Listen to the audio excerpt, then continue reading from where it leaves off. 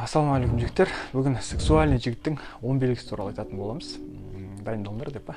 Жігіттер, бұл қыздардың әлемдік статистикасы, яғни кез келген қызға енді бәрі ұнамаса да, бірақ көпшілігіне осы 10 белгі алға шығарып айтқанда, любой қызға осының бәрі жаңағы ұнап, бір көңілінен шықпаса да, бірнешеуі міндетті түрде ұнайды қыздарға. Сондықтан бастайық. Бірінші белгі жігіттің еркектің тамақ жасай алуы екен, точнее тамақ жасап жатқан кезде етті турап, жаңағы овощтарды кесіп, оны айналдырып шарт-шұрт еткізіп, газда қуырып, осындай бір тамақ жасап жатқан образы, фартукта бұл біз порно көргенде рахаттанамыз ғой. Вот қыздар тура осы порно көрген сияқты жігіттердің тамақ жасағанына қарайды екен, осындай әсер етеді екен. Бұл жігіттер осы жерде өздерінің қолдарында қандай мықты козырь бар екенін негізі білу керек та. Тамақ тәтті болып жатса, ол вообще енді супер да, қыз сенікі деген сөз ғой.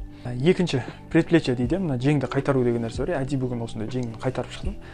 Қыздың көзінше осы шурбашканы қайтару или қайтарып жүру, осы қыздарға қатты ұнайды екен. Әсіресе осындай тамырың шығып, менің сияқты мына жерде көріне қоймай, сен тамырың шығып тұратын болса, яғни қолың в меру накачанный болып тұратын болса, бұл жігіт енді вообще ақ дейді ғой, енді бұл қыздардың алдында осылай жеңімізді қайтарып жүру, бұл қыздарға өте қатты бір әсер етеді екен, яғни возбуждение береді екен.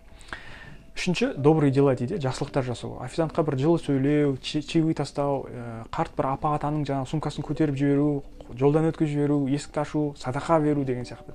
Яғни осындай үлкен кішілі бір жақсылықтарды жасау қызбен бірге жүрген кезде, бұл да қыздарға өте қатты әсер етеді екен. Подсознательно қыздар, егер жігіт басқаларға көмектесіп жатқан болса, ол да ертең маған қамқорлық жасай алады деген бір ойды тудырады да бұл деген. Сондықтан жақсылық жасап, жарысып жүрейік.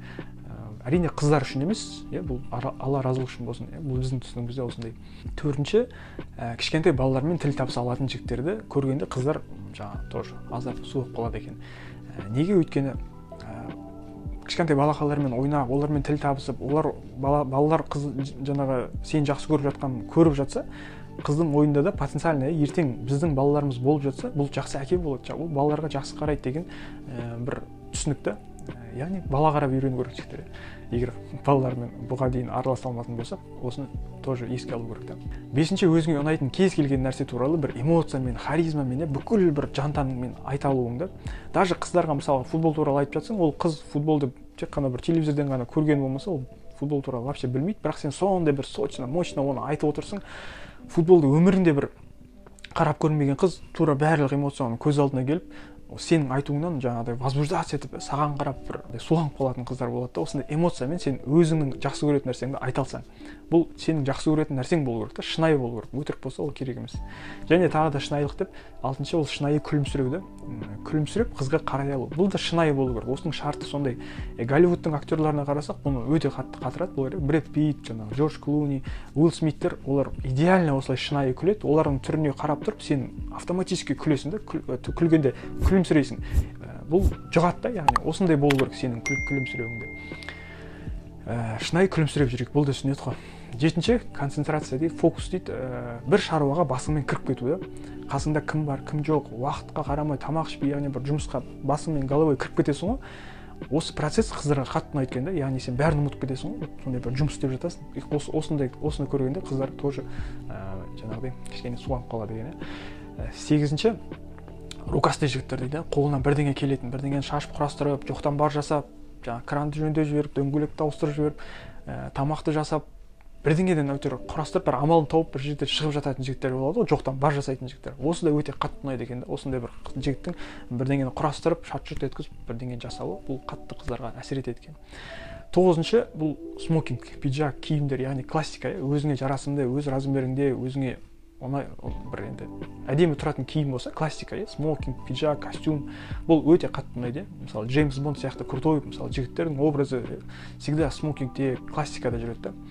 Осыдан кейін де, яғни біле беруге болады, что қыздарға осындай образ өте қатты ұнайды. Яғни бұл саған да сенімділік береді, бұл сенің де бір денеңді подчеркивать етеді дейді ғой, жаңағыдай бір шығарады да. Ал енді бұл жерде де тоже айта кету керек, көп жігіттер өзіне жарасымсыз жаңағы костюмдер киіп алады. Яғни бір размер үлкен болады, немесе қопалақтап тұрады, немесе тырыстырып, тылтитып жаңағы өзіне бір размер кішісін алып алады, чтобы жаңағы өзінің денесін көрсеткісі келіп көп жерде жігіттер шалбарда ол бір тырысып тұрады. Енді бұл артық кету негізі, чересчур, бұл енді қатты бұл қыздарға әсер етпейді, керісінше бұл қайта итеріп тастайды да адамды. Өйткені сен по размеру әдемі өзіңе шап өзіңе жарасымды костюм кигенің ол өзіңе дұрыс. Ал енді тырыстырып тылтитып киіп алып немесе қопалақтатып бір размер үлкен костюм киіп алсаң, әкең костюм, онда бұл ондай әсер етпей қалады. 10-шы, егер шашың менікіндей емес енді қалың болса, сол шашты былай жаңа ойланып отырып, бүйтіп бір сексуальный жасайтын болсаң, осы ғана бір движение да, мысалы ойланып отырып, специально емес, ойланып отырып, осы бір образ қыздардың басын кетіреді екен. Әрине ол шашың бір май жаңағыдай бір болып емес, бір ухоженный жаңағы әдемі болып тұрса, ол шашпен бірге басқа жерлерің де әдемі болып тұру керек та. Шашты қатырып өсіріп алып, гелдеп алып, бірақ жараспайтын, үйлеспейтін бір киімдерді киіп алып жүретін бір қиял жігіттер болады. Осындай болып енді отырып қалсаң, онда бұл пункт саған өтпей қалады. Сондықтан шашың да, киімің де, түрің де бәрі бір-біріне сай болғаны, үйлесімді болғаны, ол өзіңе жақсы. Ал енді мене лично өтетін, любой қызға ұнайтын, как минимум жаңа қыздардың интересін ашатын соңғы бір пункт бар. Ол степ дейді, или флирт дейді. Қыздан қорықпай, қызға да өзіңе де, енді біздің түсінік тілмен айтқанда, жаңа тағы да прикол ұстай алу да.